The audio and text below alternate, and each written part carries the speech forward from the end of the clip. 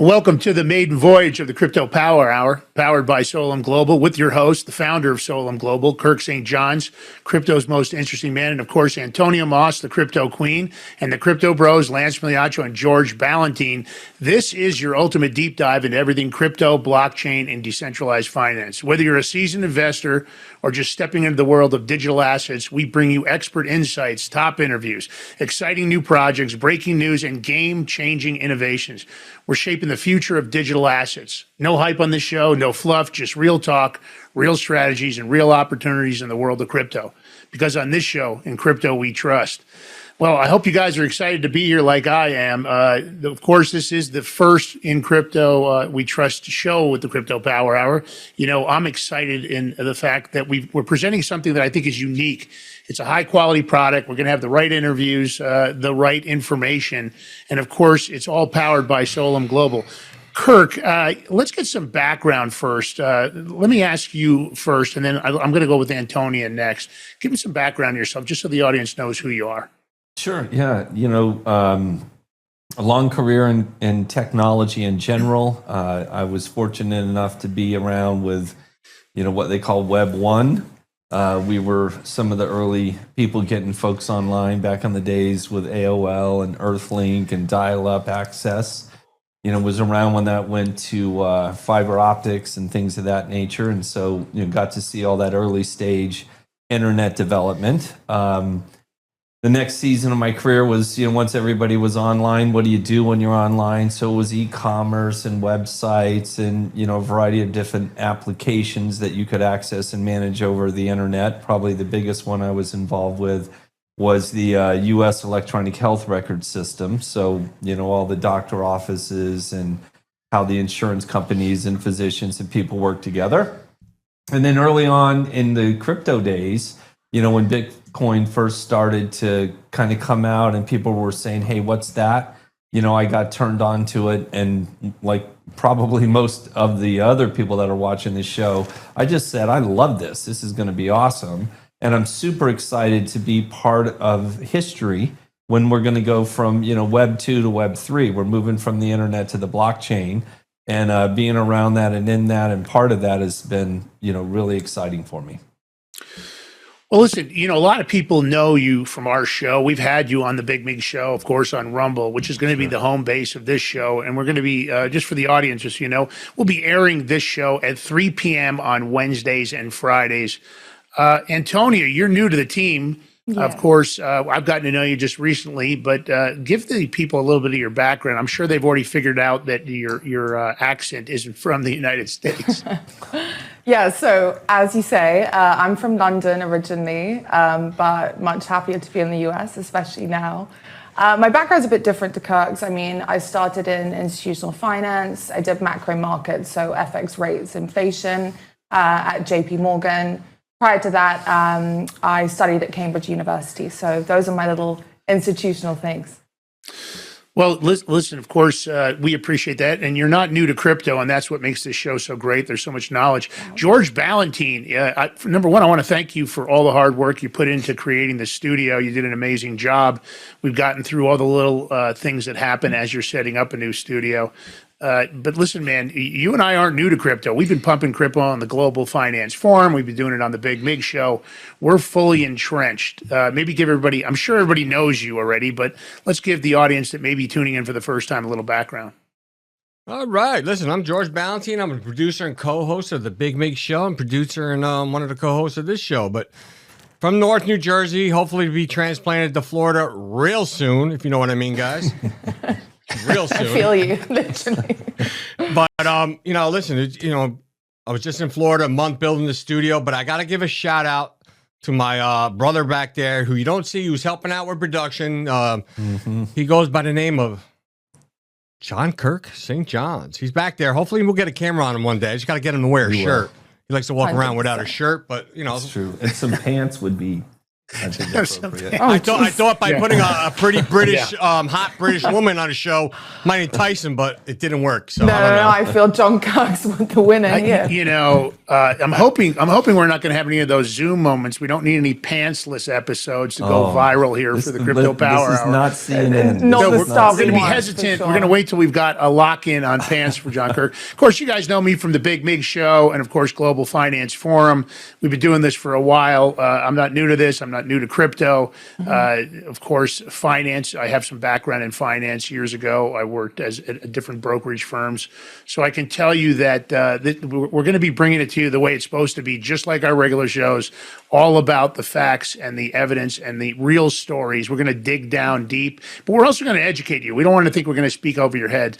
Let's, Kirk, I think it's important. You had a vision when you came to George and myself, and you had this idea not only for the Crypto Power Hour, but for the Solem Global Media Group. Maybe you can give the audience just a Cliff Notes version of what that's going to look like in the near term and long term future.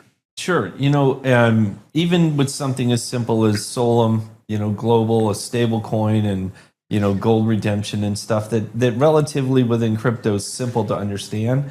I found that, I went back to kind of call it the old school VC, the Wall Street guys. Everyone's over 40 and they just don't know what the hell's going on. Right. And so I was thinking to myself, if we could get sort of a talk show podcast type format where, have a glass of wine, talk about, different definitions, different concepts, and just give people a place that they could go where they're okay saying, hey, I don't know what the hell that means, right? And then folks like us can walk them through it. We can explore ideas and topics and how it's going to currently and in the future affect their lives.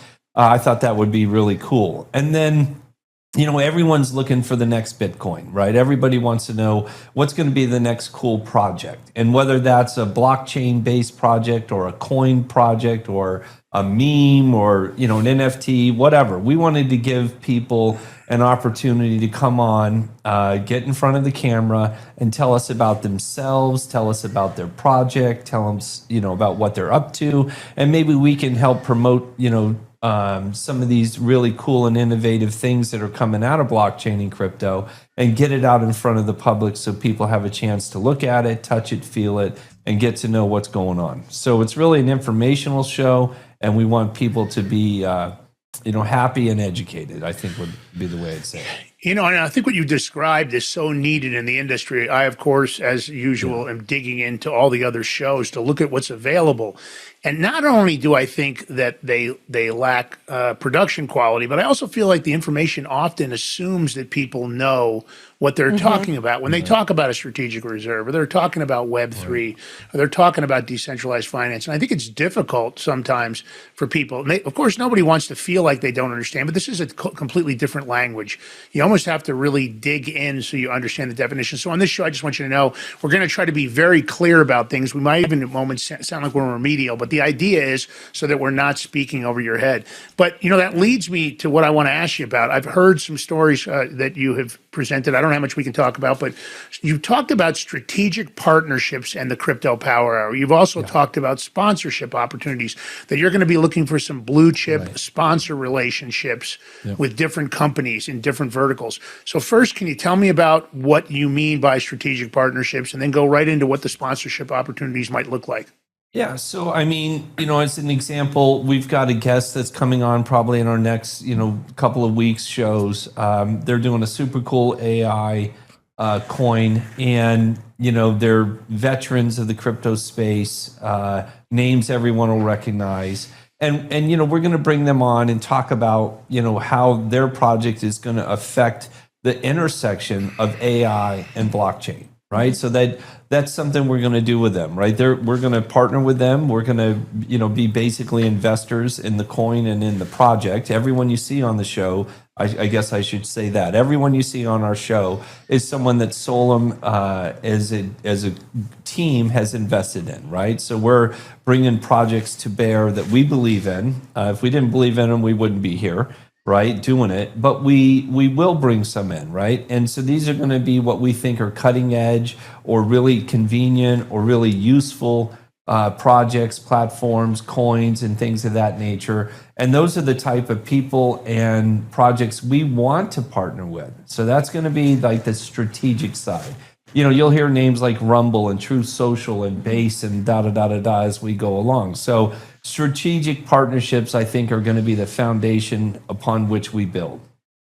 From a sponsor perspective, you know, I mean, as George said, we spent a month putting the studio together. We've got all these high-tech, you know, pieces of equipment, and we've got cameras, and we've got overhead, and we've got lights, and I hope super soon we're going to have a really deep and broad audience. And so we want to work with sponsors that, you know, want to reach that market of people that are coming out of the mainstream, right? So these are folks that maybe the only thing they've ever heard about Bitcoin is what they saw on CNBC or Forbes, right? And now they're finding a show like ours where they can sit back and listen and learn. And of course, we got the chat room open so they can pop in questions, things like that, and interact with us. So we would love to, you know, get a couple of the titans in the industry that want to be part of that. In fact, you know, Lance, they can reach out to you direct at lm@solem.global. And, you know, I'm sure you'll be able to hold their hand and get them involved. Yeah, and let me say this: we're looking for specific types of partners. We're looking for people that we believe are the blue chip in the industry and people that are going to matter to the blockchain. A lot of people, one of the things they say is, "Does the blockchain need this?" So, what I appreciate about you and Antonia and Sterling Griffin, the other founder of Solem Global, is that you guys really understand the industry in a way that I believe is going to help us cut through the chafe. We're going to be able to get to the real groups and the real projects that matter, that are going to make a big difference. Because, of course, this isn't financial advice ever on the show, and we may be involved with some of these projects. So we want you to do your own due diligence, go to your own financial experts and do that. But we also don't want you to miss out on potential generational wealth. And I do believe with this administration in place, that's what we're looking at. I think the opportunities are really amazing in the short term, at least the next 3.5 years, because we know Donald Trump has made some big moves already, and he plans on making more moves, and he and his family are already entrenched in the crypto world. Of course, we're teamed up with Rumble, and, you know, they got a major investment from Tether, $775 million, and they have already bought $20 million, I believe, strategically in Bitcoin. And I don't know if they're going to be buying more, but I know they are also creating their own diversified portfolio. So we're excited about the relationship with Rumble. You're going to be able to find us on the front page in the crypto category on Rumble. If you like the show, thumbs up, comment, share, like, do whatever you can. And don't forget to follow Solem Global. Antonia, what is your social media on X? I just want to make sure I get it right. It's Antonia Moss 42. Yeah, and of course, C. Kirk 2023, and Solem Global has also got an account over there, and it's a verified organization. It's very easy to find. Kirk, you guys, Antonia, Sterling, Sebastian, you guys have been busting butt. I'm shocked at how often you call me with what I would consider incredible. In fact, even just one piece of what you tell me would be unbelievable news when it comes to Solem Global. And I know this isn't an infomercial. I'm not trying to just pump Solem Global, but I want to make sure foundationally you guys understand what they do. Can you just give me a brief update on what irons you've got in the fire, or maybe what deals are already done? Yeah. I know one of the big ones is the healthcare AI company you've teamed up with. Can you talk about that? Yeah, I can talk about it. You use the phrase foundation, right? So Solem is a Latin word that means foundation. And unlike probably, I almost want to say most, if not all of the other coins you might hear about on this show, Solem Global and the Solem coin, SGUSD, is what's called a stable coin. And we can get into that a little later in the definitions. But basically, the coin that we're promoting will only and always be worth $1, right? So, you know, you can't really get online, so to speak, and pump a stable coin because it's not going anywhere. It's always going to be $1. So I'm not worried about promoting Solem in the sense that it's a foundational platform that is going to help bring people into a situation where through their phone and an app on their phone or their tablet or their PC, they can access the blockchain, they can move, you know, value, or they can move money around and do it smarter and cheaper. So we came out with a US dollar on one side and then gold-backed coin on the other. So that's the SGUSD. You'll be able to see that, you know, in short order on most of the major exchanges. But behind it, we were looking for use cases, right? So it's one thing if you're in crypto and your Bitcoin goes up 20%, or XRP the other day, for example, when Trump announced the strategic reserve, like in an hour, it went up 35%. So let's say you're holding some XRP, the price goes up 35%. You want to sell some and then move into a safe and stable position. That's where a coin like Solum comes in.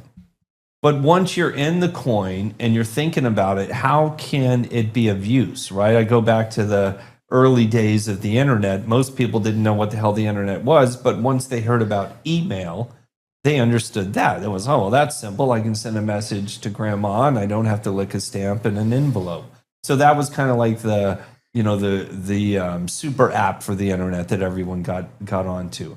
So within the use of crypto, we've created a digital wallet. So in a regular use case scenario, if you're at a restaurant and they have a wallet and you have a wallet, instead of running your credit card and paying 2-3% to run that card, you can pay it in crypto. You could use SGUSD, and the cost to the restaurant owner would be 1/10 of 1%.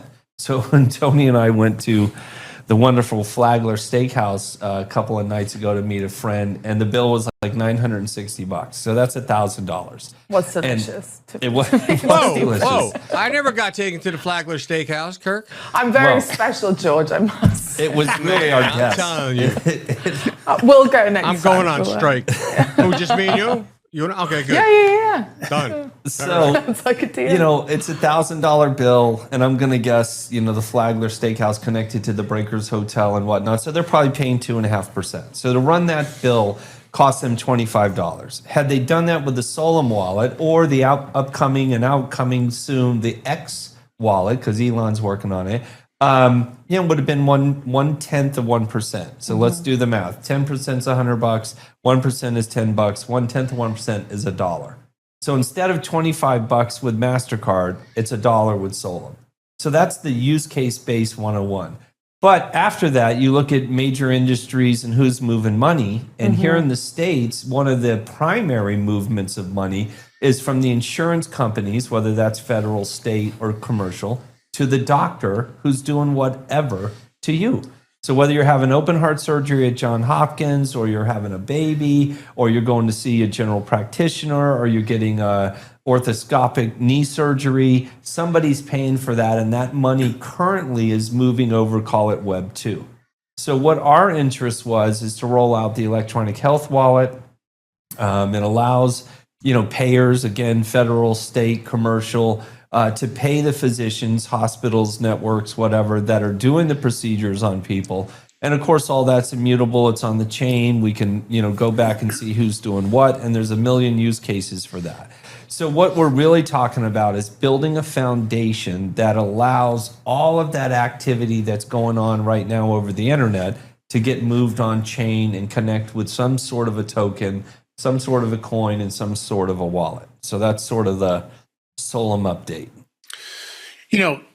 Of course, for the audience, many people will say, well, there's lots of wallets out there. Why Solum Global? And I think what really sets you guys apart is a couple of things. Number one, you have a seat on the Dubai Gold Exchange, which I'd like you to talk to the audience about that. And also transparency. We know that a lot of these companies aren't transparent or use of funds. You've talked about staking and the need for transparency in the staking, because they pay these returns, but yet nobody really knows what they're using the money for, which is frightening in itself. Of course, we've heard stories about dark money coming in off the dark web, and of course, the use of cryptocurrencies in those markets. The Silk Road was one of the early projects that was an issue with. Sure. Of course, the government seized a tremendous amount of Bitcoin. I think they recently were just talking about selling it. Now they're saying they're not going to sell it, which was Bitcoin. But your transparency is kind of head and shoulders above the rest. And I don't think you touched on this, and this is something the audience is going to understand. This AI piece that you guys have integrated, it sounds like it's the ultimate solution for fraud detection and actually stopping fraud in all the healthcare platforms, including Medicare and Medicaid. Well, it's in the industry, right? When you think about a payer paying out money, and if they shouldn't be paying it out for any real reason, it's called leakage. So that could be fraud, that could be something as simple as, you're working at Ford Motor Corporation and you go in to see a doctor on the 1st of January, but let me say this, you no longer work at Ford. You quit right before Christmas. But January 1st, you go to see the doctor and everyone assumes you're still on that Ford insurance plan. So they send the bill in to the payer, like Blue Cross Blue Shield or whatever. And the doctor finds out you're no longer covered. So he's stuck with the bill, so to speak. And then he passes that on to you. So that's a type of leakage. Fraud is a huge one. Most of the people that have been watching the news would see Elon and his boys at Doge came up with just tons of money that was, erroneously spent out of Medicare. Appears to be trillions. Yeah, I mean, it's outrageous, right? So, he's got his AI deal going over there. Ours is a little bit different in that it's super focused, right? Gork is kind of a generalist, and it's an awesome machine, and I personally love it. But, we've taken the time over, a decade plus to put the rules into our engine. It's a smart learning machine, right? So it's really smart. And it can look at the patient, the physician, what's being done, who's paying for it, and kind of calculate that all out really quickly so everyone knows that what's being done is going to be paid for in a particular way, right? And hopefully righteously paid for. So the engine is kind of, replacing. Let's go back. Most people, if they've ever been to a doctor and the receptionist says, hold on a minute, I've got to call your insurance company and see where we're at. So it's taken that, personal touch that requires a person on the doctor side to call an insurance company and get another person on the phone, pull up your file, see whether you're covered, do all that kind of stuff and say, okay, great, thanks. We're doing that in like nanoseconds now inside the electronic health wallet. So that's that process right now is a pain in the butt for people. I know many people get aggravated. They're calling in, they're trying to get approved, trying to find out what is covered, what isn't covered, do they have a deductible? And you're telling me that you're going to be able to do this in nanoseconds. Nanoseconds. But I think just kind of to add there, like I'm from the UK system. We have the NHS, which, okay, people say that it sucks, but all in all, if something goes wrong, the system's just different.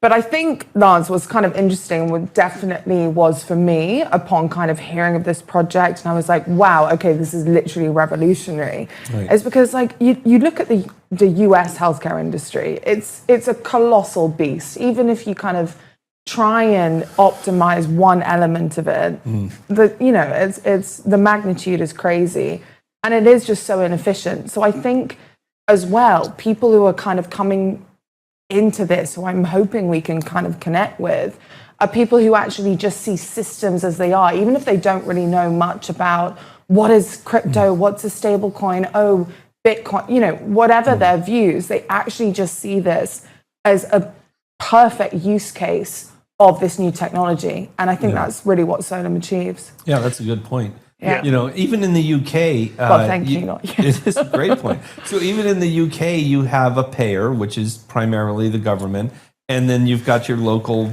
doctors, right? So it's not as bifurcated as the US payment system, but I'm 100% sure if I can't even say the guy's name, Kim Stammer, what's his name?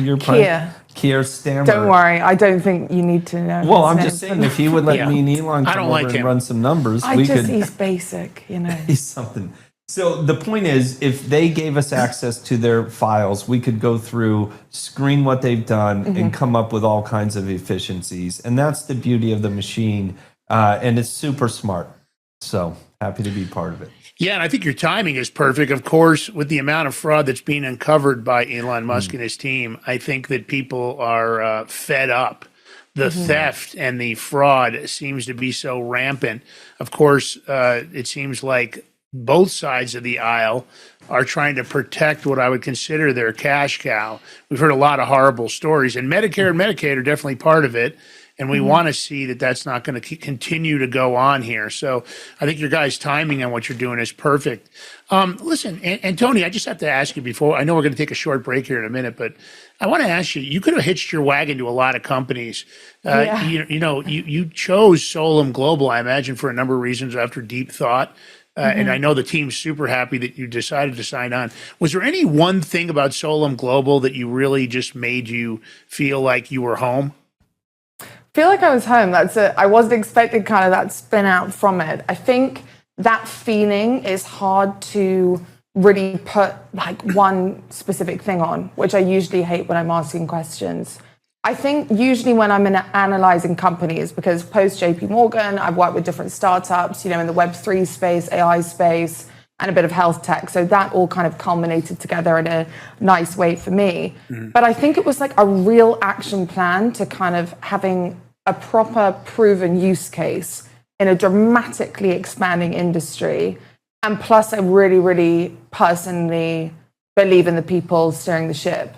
And I think when you're dealing with early stage in a dramatically changing landscape, that is more integral than ever, right? So I don't think I think I was a classic English waffly person there, Lance, but I think No, I think it's a great answer. Yeah. The reason I asked that, because I want to say to George, we get offered a lot of deals. We get lots of people that come to us because our platform has been relatively successful. So there's lots of people that want to sponsor the show and promote products. And George and I don't take all the deals. We've been offered some pretty lucrative deals that we passed on. Because ethically and morally, I didn't think like the company was aligned. So I'm kind of putting Kirk and everybody on the spot here by talking, I don't know if I'm talking about laundry or not, but I respect these guys because I believe that they have created something that is extremely unique. I think ethically they are driven by, really being focused on making a difference in the market and changing things because this is wild, wild west right now. This is early tech, meaning that I don't mean it's early tech in the technology itself. I'm meaning that it's kind of like that big tech boom that happened, early in the country where we saw a lot of companies that came and went. They weren't all Googles, they weren't all Oracles. There were lots of companies that were gone before you knew it. And I think Solum's made some decisions on the way they're doing things. That transparency is what hooked me. The fact that Kirk had planned on and Sebastian and Sterling all were focused on being 100% transparent, meaning even now, the auditing of their books and what they've got planned. So, Kirk, I can say that's the reason we signed up with you, simply because I felt like you guys were really, really focused on making a difference in the market and providing something to the blockchain that was in dire need, which I believe that transparency is the anchor of it. George, you tell me if you agree with me, because I know you and I kind of talked about this quite a bit before we signed up. We can agree to disagree. Not, I mean, I agree with you. Oh no, George, what are you gonna say? I was actually waiting for the transparency word because that's to me that's one of the most important things because when a company's transparent, they are not hiding nothing. They're honest. They're God driven. Their faith, and so that means a lot. So, I'm a pretty good judge of character. I'm not. I think I told Kirk this on a personal note. He knows why and how. So. Yeah. And I think you all, I mean, for me, of course, like I'm very by the book, right? Like I think I always thought, oh my God, crypto, I've like missed the boat, da da da da. But I recognize like anyone who reads the widespread news now, like what is happening. This isn't just, a new asset class. This is a movement. This is a new way of doing things. And for me, everything I've ever done, like I've wanted to trust in it. And this was a very, very good fit for me regarding that. I also look forward on this show is because if you look at crypto, it was the younger generation gets it a lot more than the I'm not going to say the older generation. I'm even going to say people like 35s, 40s and up. They have a difficult time understanding some stuff. I even did it when it comes to even the technical part. So I look forward on this show where we're going to be educating people about crypto, about how to from A to Z. We're going to start. But I always say, and I told you guys this, that the first person to develop the platform where they can take all the crypto in, not dealing with this wallet, that wallet, everything, is going to be the guys. That's going to be the person. Yeah. We're looking for that all-included solution. Of course, right now, for the people that are new to this, you're going to find that not every coin is available on every exchange. I hope in the future it will be. So listen, I know we're going to take a short break. That's why this show is all about In Crypto We Trust. Here comes that strategic reserve. Everybody's really excited. The online enthusiasm is going through the roof. And of course, we'll be right back with Antonio Moss, Kirk St. John's, George Valentine, and myself, Lance Migliaccio. Stay tuned. Tell your friends to join us. The second half's going to be big. You got to hear what Trump's up to. Big things. As an American who keeps up with the real news, you know by now the severity of the economic issues that are plaguing our great nation. My name is Jonathan Rose, and I'm the CEO of Genesis Gold Group. the only major faith-driven company in the industry. 2024 is a year full of uncertainties, with trillions of dollars in national debt, inflation impacting your savings, and a pivotal election year. Your peace of mind is more valuable than ever. Now is the time to use physical gold and silver to preserve your hard-earned retirement savings with a gold IRA. Call Genesis Gold Group today. Our team has decades of experience helping folks just like you take their first step on the path to true financial freedom with a gold and silver IRA. Call Genesis Gold Group today at 1-800-200-GOLD for a no-commitment, informative consultation with one of our experts to find out if we can be a fit for you. Call now at 1-800-200-4653 or visit genesisgoldgroup.com. In a world of uncertainty, be prepared with Silver Prepper Bars, your ultimate hedge against political instability and economic turmoil. Introducing the Silver Prepper Bar, crafted from 0.999 pure silver and proudly made in the USA. This tangible, divisible asset can come in handy even in the toughest of times. Portable, perforated, and easily tradable, the Silver Prepper Bar is your lifeline in times of crisis. When facing inflation, currency devaluation, and financial meltdown, Silver Prepper Bars provide peace of mind. Don't wait for disaster to strike. Secure your future today with the exclusive Silver Prepper Bar, the only silver bar on the market divisible into 3 different size pieces for maximum utility, all while fitting in your wallet. The smart choice for savvy investors and preppers alike. With Silver Prepper Bars, you're ready for whatever tomorrow brings.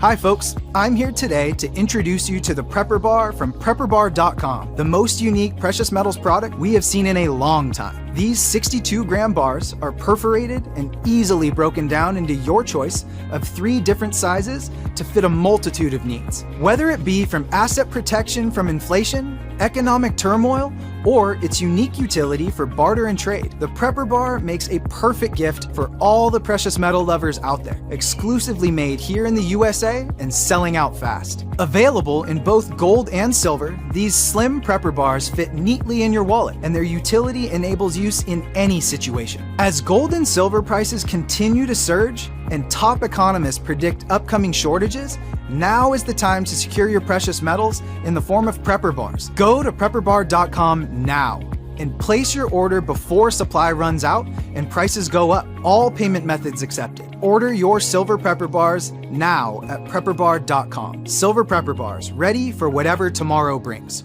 Order now.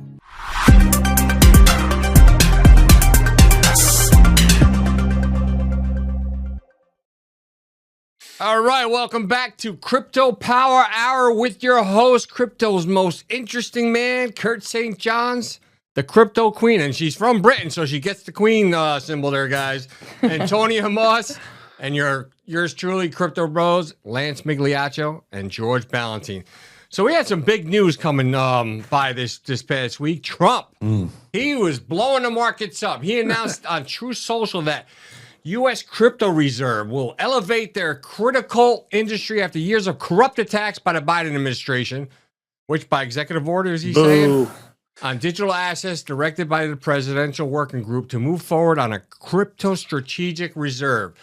And guess what? He comes off with the 4 coins, XRP, Solana, ADA. The 3 coins. And that was it at that point. And I'm pretty sure there was a lot of people in the background, like crying. Oh, yeah. Those Bitcoin maxis. Oh, where's the Bitcoin? Listen, Where's the Bitcoin? Somebody must have got to him. I'm going to put this up on the screen so everybody can see it. So yeah, this is his original post. Somebody must have got to him because it must have called. So you can't, they're out of control. They don't know what to do. Let's face it. Bitcoin went from 0 cents to over 100,000. All right, can everybody else live? Can the other exactly the more structural coins live? I think XRP is going to be the one, but time will tell. But so what happened due to that, guys? Well, what was the time difference between the original post and then the one where he 19 minutes? So 19. That's enough. Look. That's like double messaging someone, you I was gonna realize you kind of I'd like to know what the price of Bitcoin did in that 19 minutes. It'd be interesting. But it would be interesting to see that chart. Obviously, so when Trump put this out, all these coins all went up. They just candlestick, man, Yeah. candlestick. So they all were doing well. Yeah. But unfortunately, right now with the trade talks, it's kind of like people get scared of the trade talks. They think trade war and the tariffs, but listen, it'll all equal out. It Well, is here's what the it is. thing. But listen, if we look though, the crypto markets have now actually seen a 1 trillion market cap loss since December 18th, which they're saying it's in the bear market, down 26% Yeah. from its all-time high. So. I think you got to look at the big picture. We talked about it a lot on the Global Finance Forum show, which is our show on Fridays at noon on Rumble. We cover, from bullion to border, all sorts of wrap-ups for the week. But we talked about it over and over again, that it was going to be diversified. But those maxis on social media, all they could talk about was Bitcoin, Bitcoin, Bitcoin. And I kept telling everybody, I'd already heard from insiders that XRP, Solana, and ADA, which is Cardano, were going to be part of this reserve. I think diversification always makes sense. And for what it's worth, it's not because I'm an anti-Bitcoin or anti-Ethereum person. I just think the difficulty is going to be that Bitcoin is on an antiquated set of technology, and I'm not sure what it's going to take when we really go full swing into Web3. Is it going to be able to keep up to the pace, or is it going to end up being MySpace? That's my big concern as I look at this. Yeah, and you got to think about it. Tom was everybody's friend, and then all of a sudden he wasn't.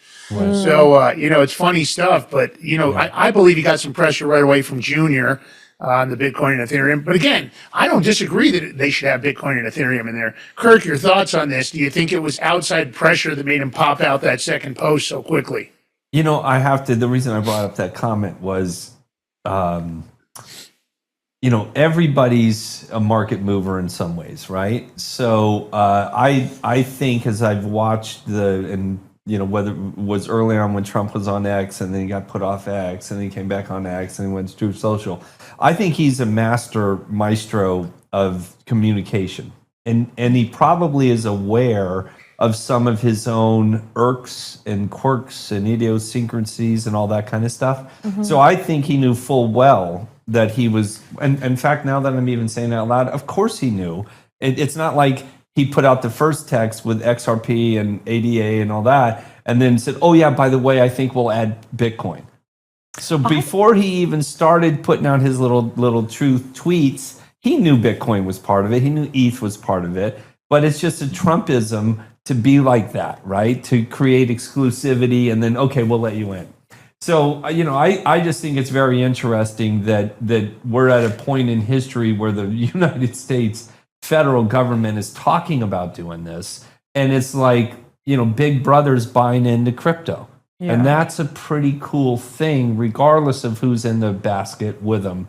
And that's what I was excited about. And I'll make one other comment. Maybe, Lance, you can touch on this. Sure. He did it on a Sunday.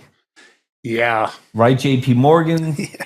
Your old employer was closed. Bank of America, Jamie Dimon, Brian Moynihan, all those guys were probably home on their couch watching football or whatever's on. Well, I guess Super Bowl is over, but whatever they're watching.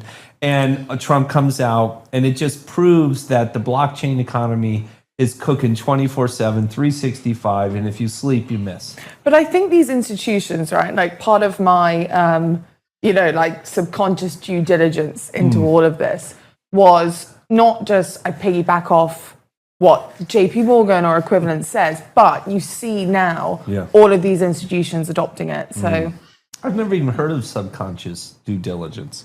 Sorry, I I'm like just that. being I'm going to coin that. I'm taking that from you if you don't mind. So I just came up with back it to now. you, Lance.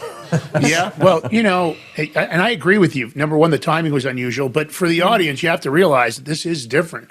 These exchanges, the crypto exchanges, never close. So this is going to be 24/7, 365, as Kirk just said. Yeah. And I think when you start talking about these kind of moves, I believe that, this is for Trump, this is 5D chess. I don't think it was a mistake when he first didn't mention Bitcoin and Ethereum, but he might have got the same feeling I did. I thought that this constant, and a lot of it was bot driven, I think, advertising driven, this constant push of Bitcoin, Bitcoin, Bitcoin only. Enough's enough. I'm sure Michael Saylor wants it to go that way, but what about the rest of the world? And right now, and I don't know right at this moment, George is XRP $2.30 some odd cents, I think. It's up. I think like, that's where it might be. It's up to, I just looked 250. Yeah. 250 something. So it's taking a little Hold dip. on, I gotta do a trade. Yeah, some of the key takeaways. That's right. We're talking about XRP. You should have bought before Hold the on. show if you were the U.S. Let me- government. Let me interject something here, Lance. Yeah, because, sure. So we're all talking about the strategic post of Donald Trump on a Sunday from the banks, Yeah. but also it gives time because he's addressing Congress, so he's going to put out. Yeah, it's going to be big things. Well, there's no doubt. And after he made this announcement, Bitcoin had surged. I think it's now down. It went to 94,000. It's back at 85,000. So I'm sure there was a lot of opportunity for entrance and exits if you were trying to do some, sniper trading. It makes sense. Now there is one other thing that's in play here that we've heard a lot of rumors about. Kirk and I heard some of it when we were at Mar-a-Lago last week, but I also heard it as recently as yesterday. Right now, the Fort Knox audit is going to happen, and the gold in there for most of the Americans out there. Let's assume the gold's there. Let's get away from the conspiracy if there may be no gold. Let's just say that it's there. That gold is only valued at $62 an ounce. It has never been revalued.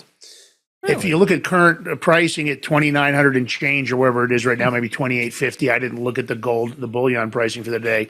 That reval could be a tremendous on the books move by Donald Trump. And some people are speculating that reval is going to be, some of that value is going to be used to add to the strategic reserve. So you got to keep, we'll keep you posted on that. There's really no comment for that other than we'll just have to watch it. I want to say something if you don't mind me interjecting. No, this is why please. people should watch this show, because it never occurred to me that the gold in Fort Knox was valued at $62. Maybe Richard Nixon was out of his mind to take us off the full gold reserve, or at least partial gold reserve. But that's a very interesting tidbit, Lance, and I thank you for contributing that to our conversation. Yeah, the reason it came up because when I was told that story, I wanted to know if the Big Mig Show and Solom Global could buy some gold at $62 an ounce.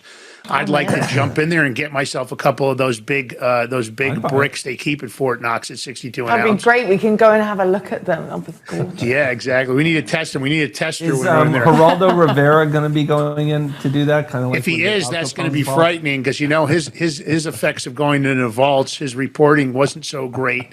We're talking about the Capone vault tragedy. I don't think he ever recovered from that all. Poor Geraldo. But look, here's the thing: this crypto vision and this administration's plan. This stuff that's going on in True Social, the stuff that's going on behind the scenes, David Sachs and all the rest of them. I see this portfolio being well diversified, but I guess I have some concerns. What I'm wondering, and I'm going to point this to you. You had brought up some interesting stuff, Antonia, about some of the reporting online where Lonsdale's perspective, he came out of left field with some of the comments he made, and I didn't really understand him even. Something about, he said he's pro-crypto, but something about taxation when really there's been no mention of taxation. But what I'm worried about is what do you think is going to be, there's a lot of reactions. What do you think about these reactions online to the U.S. government's holding a strategic crypto reserve? They seem to be going all over the place. Yeah. And do you think there's potential for kind of an economic and geopolitical implications because of that? Yeah, I mean, look, I think it's just such a big thing that we saw initially in January, the executive order. We were kind of expecting, okay, what's happening next?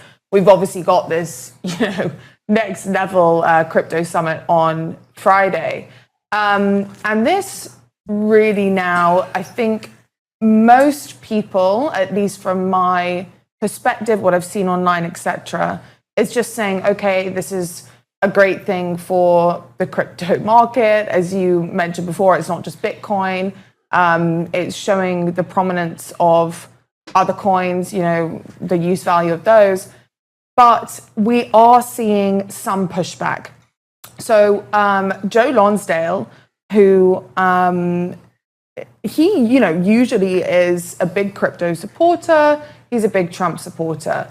But he actually kind of said, look, the government's getting involved too much. And I think that through my personal conversations as well, I've heard people say crypto is not meant to be this thing that is government backed. It's kind of, a decentralized network. So why are they getting involved? And there's different, I think, quite personally driven comments about why they shouldn't be doing it. Yeah, but Joe pulled some of that back. I right? know, but I mean, kind of he's- think I say what I. Sorry, I totally interrupted. No, I'm just saying, ladies first. I was just saying he started off by like bitching, but then he was like, okay, this. I think he actually said this is getting a lot of attention, so let me double down that I'm a crypto guy, I'm a MAGA guy, I love the HHS and all that kind of stuff. So Which I mean, a lot of get. voices in the conversation is what I think. No, of course. And look, I think the majority is like, this is great. Like, it's showing US dominance. I think it's fantastic. Like, the markets have rallied as a result. I think it could see, Lance, you said what happens, across the waters. What are different countries going to do? I think they'll have to follow suit, or they might, there might be this, competition to acquire different cryptocurrencies, or you might see in China, Russia, etc., a push to create, accelerate their own digital currencies. But Yeah, they don't want to get left behind because they, no, at of course, the end they've of the got to day, respond. we know right? BRICS was an attack on the U.S. government, as far as our financial ability to put sanctions and restrictions on other countries. So I'm sure they don't want to see the U.S. now become the number one powerhouse in crypto. But here's what's interesting about this to me. Stop it. We always talk about how Solum Global is going to team up with what we consider the blue chip companies of the crypto world. That's always been the long-term plan. And strategically, I love that because we know there's lots of coins out there and lots of companies that probably won't be here. They won't be here if we look at next week, next month, next year. There'll be those early people that just disappear. Do you think this move, is specifically Kirk, on these 5 coins, the fact that he made official announcements about XRP, Cardano, Sol, Bitcoin, and Ethereum. Do you think these are now kind of create a scenario where these are the supreme blue chip coins and these are legitimate stores of value that people can look at? Well, in one way, I want to say yes, right? Because he's Trump and he's got the big microphone, and we live in a time where news cycle pushes value, right? So just going back to Sunday, I own some XRP, and I was sitting in my desk on my breezeway, and I got a little alert: XRP's up 4%, and then about 30 seconds later, XRP's up 11%, and now XRP's up 35%, right? So the microphone can push the price of coins and things of that nature, but when you look at putting together a reserve, you do 2 things, right? You're inclusive on one hand. So going back to us going to Mar-a-Lago, right? All the lines and all the areas you're allowed to go into. But then there's also areas where you're not allowed to go into. So that's exclusive. So at one point, you're bringing 3, 4, 5 coins into the mix and saying these are like sort of, Dominus Omnis. They're blessed by Donald Trump and his administration. But on the other hand, you're leaving out a lot of other coins, right? Mm-hmm. So I thought that was an interesting look at how they were putting together this basket, and I think we're going to have to see how that plays out. I'm excited to see what happens this Friday and find out. I'd love for some big new thing to come out of the summit, particularly around U.S. legislation and things of that nature. But by picking 5 coins, and isn't that, George, what it was, 5 coins? So by picking 5 coins, you're kind of blessing them. And that's going to have an impact on them. And it's primarily been an upstroke. So it'll be cool to watch how that unfolds. Hey, George, what are your thoughts on these 5 coins? What do you think this says about the strategy of the U.S. government? It says, well, they're looking. Okay, so if you go back to the gold standard, the way it's actually supposed to be, like our dollar was like on a gold standard, it was. Unfortunately, it's not really.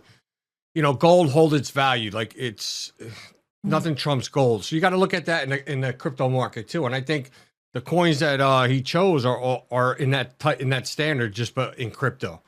So Bitcoin is I'm going to call it the Trump coin from the beginning, because they're the first ones come out and they held the market. But don't leave behind XRP, Solana, ADA, but my belief is XRP is going to be the Trump coin. Well, I think you're accurate. That SEC case is just about over. Gary Gensler's out. We know that strategically they're going to make plans. There's lots of people that are suggesting that the SEC case at this point is going to be dismissed. Now, if that happens, we know that they're sitting on about 3,000 unannounced under NDA agreements that the SEC specifically told them they could not promote or talk about. Now, some of those have been leaked by other, news sources around the globe, but they weren't done strategically by XRP. And you can imagine in a normal impact situation, Kirk, let me ask you this. XRP is sitting on these agreements. They're in the SEC documents.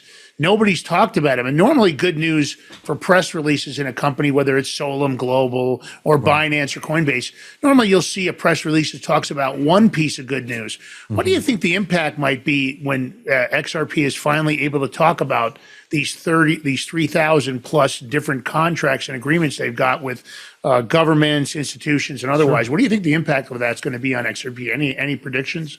Yeah, no, I don't even think it's a prediction. I think it's a forward-looking statement, right? I mean, once the news really hits the universe as to how much has gone on behind the scenes with the XRP ledger, and then, as a stablecoin guy, I have to recognize beauty, right? The RLUSD. Oh, I'm sorry, Antonio, I wasn't talking to you. Not today. RLUSD is a stable coin, and it's the coin, in my opinion, that Bank America, that Chase Manhattan Bank, Bank of Japan, Bank of this, Bank of that. I think it's going to be the stable coin that promotes interbank settlement, right? So XRP is a ledger upon which a stable coin can run. And most people have no idea, right now, the magnitude of what has been already set up, right? And you look at Brad and his team and what they've gone through under, as Trump put it, whether you accept it or not, he put it, how did he say it? Fraudulent persecution or something like that the Biden administration was doing. And that's correct. And so scathing. That's, right. It's going to all fall apart. And the truth is going to come out that for quite some time now, the guys at Ripple Labs have been setting up relationships with banks and institutions. And if you want to get kind of a little bit conspiracy theory, maybe reality, I don't know, there's a possibility that it replaces the central banks, right? I mean, we're talking big league stuff here. But I think once the SEC drops the case, you'll see it again. And again, I was saying on Sunday, 35%, right? I should have sold my XRP then and waited till today to buy it back at like 230 when it was this morning. But I'm not a trader, I'm a holder. But the XRP ledger and the Ripple RLUSD stablecoin is going to move a mountain. And once people understand what that is and how it works out in their real world economy, I think XRP has a very interesting chance to go to the moon. And I agree with you. But that's not, of course, George and I are advice buy and to hold our XRP. audience, And I'm going to turn to you here in a minute, Antonio. I just want to talk about, you just nailed basically where I was heading to. Ripple's made a bunch of waves in RLUSD minting. They just minted 4.5 million RLUSD. That they resumed that minting. They'd actually taken a short delay. They just did that in February. They issued 7.1 million tokens in total. They also released their January 2025 attestation, which is about transparency. We always talk how important that is. They have proven that they are fully collateralized with a market cap of 130 million on these coins and a trading volume, listen closely for the audience, of 7.4 billion in its first 60 days. That means RLUSD is outperforming many stablecoins in adoption and utility. And we've heard a lot of stories that Ripple is going to replace, or at least be a big part of the replacement of what I would consider the antiquated SWIFT system. What are your thoughts here, Antonia? It looks like institutional adoption is growing rapidly for the RLUSD. Yeah, I think just what it shows really is that there's a constant and increasing demand for stablecoins, really. I don't know, I mean, correct me if I'm wrong, Lars, I think it was like 17 days that there was a pause for, So, I mean, it basically just shows they've got enough demand to try and match that market with minting more, right? And as you quite rightly, said, it shows this broader adoption of stablecoins. And that's why I'm so intrigued by, what we're doing, stablecoins generally. As a percentage of the overall crypto market, stablecoins are now about 8%. But with all of this policy, with everything going on, I do genuinely think that stablecoins will be something that just dramatically takes over traditional forms of payment. And I don't see that trend going any other way. And yeah, I think this just serves as one use case, one example of that in action. It's funny because I think they could sell a shitload more than what they've sold. No, there's no doubt. Yeah, I think they've been hesitant because they weren't sure what the impact was going to be, even though I think they're moving forward now. Because even though Donald Trump is in place, that SEC lawsuit is still in play. But I think, Kirk, this is what I think is amazing about this announcement, proving that they have full collateralization. To me, that's a big move in transparency. We won't name names, but we know there's many groups that it would be impossible for them to do that. I won't name I'll names. name a name. I got a name for you. No. Here's first of all, XRP, Ripple, RLUSD are so much bigger than Solem. Brad's probably smarter than I am, and I don't want to talk any shit. But I will. Sorry. No, I will talk a little shit. An attestation. If you were an accounting major, if you were working on GAAP accounting rules here in the United States of America, which all publicly traded companies are, right? Generally accepted accounting procedures. An attestation, and let me break it down for the white trash people in our audience. You think your wife is cheating on you, so you say, "Hey, let me have your cell phone," and she says, "No, I'm not going to give you my cell phone." But I will let Jennifer look at it, and she'll tell you what all the text messages said on Saturday night between 11 o'clock and 4 in the morning. That's an attestation. An attestation is that there's a third party that has looked at the information and said, I attest to the fact that the first party is telling you the truth. So that's Jennifer. Well, we're not going to talk about her right now, but... Just trying to follow. Well, listen. Oh, you got me. Hold on. I'm gonna stop you guys because no one person is smarter than the other. And take for instance a guy that's a carpenter versus journeyman. Journeyman's still learning. Oh, hold on now. I don't know what that. Don't He's worry about making it. fun of me because during the studio build out, I told him I was a journeyman carpenter, and apparently I'm Electrician. not. Yeah. And I'm a journeyman electrician. I'm a mason. I can do all kinds of shit. But here's the thing. Keyword shit. Our friends at Tether, our friends at Ripple Labs are having someone else come in and look at the reserves. So you give someone $1, they give you a stable coin. Where's the dollar going? It's going somewhere. It's going in a bucket. It's going into what's called a custodial account. Now, a little Solon promotion for a second. We decided to put our account in the hands of the Britannia Bank out of UK and Dubai. And we've had our first audit. And this is GAAP Accounting 101. There is an attestation, which is Jennifer telling you about what your wife was doing in the phone. And there's an audit, which is your wife just giving you her phone. And you can see it yourself. You don't have to have someone else look at it and say, hey, I know they have the money. Right? And I believe Ripple has the money. I'm 100% sure Tether has the money. But the methodology to drive mass adoption of a stable coin in the payment process, in my opinion, humble as it is, has to be perfectly pure. Has to be perfectly pure. If I give you one of my US fiat dollars, or I give you a Singaporean dollar, or I give you a British pound or an EU euro, right? I want to know that that money is there, and I will use a stable coin because it's cheaper, faster, safer. But until stable coins represent the only global currency, which I'm sure will happen, I want to know I can get back out of the stable coin into my local personal currency. So I just throw that out there early on. Show number one, that's the benchmark. Whether it's XRP, whether it's Tether, whether it's FDUSD, whether it's USDC, there's a bunch of stable coins.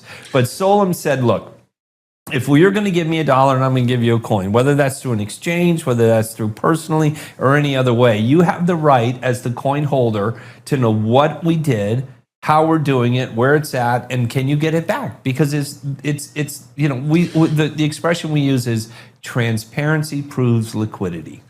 Yeah, and the Auditing liquidity is gives you exactly what went accountability. wrong with SBF, correct? I mean, what you just described is exactly what happened with SBF. People invested, thought their money was in one place. It turned out it wasn't, that it was being used for Are you talking about partying, for payments to the Democrats and many others. Is that not what we're looking at? You said SPF. You meant SBF is what I said. Well, that's Sam Blankenfeld. But it's FTX. Sam is the Bankman-Fried. exchange. Yeah, of course. Sam Bankman-Fried. That's basically the and I just go off on a tangent for a second. I know we got forever. But this is the issue with crypto. This is the issue with blockchain. This is the issue with early stage adoption of technology. And I told you guys early on, we were the people bringing people online, right? So my brother, myself, Sterling, some other guys, we did one of the first ISPs, which in the whole country. In fact, we were the first people to offer fiber optic dial-up access online. And you know what the nasty people in the world did? And forgive me if your audience doesn't like porn. That's what they did. They went out one of the best porn. One of the best distributions of content on the internet in the early days was pornography. And personally, my moral compass, you're allowed to do whatever you want. I'm not going to bitch about it, but I don't like that, and I think it's bad. So now here we are in Web3, and people are just willy-nilly minting coins and doing shit and taking in other people's money. And whether it's Mt. Gox or whether it's FTX or Terra Luna and all that stuff, there's just been so many catastrophes that have happened because the moral character of the people in the industry were not paying attention, and that's what we need to do. Well, and I think that's well said. And of course, it's a great way to end the first Crypto Power Hour. Of course, powered by Solum Global. You want to be talking about transparency, proves liquidity.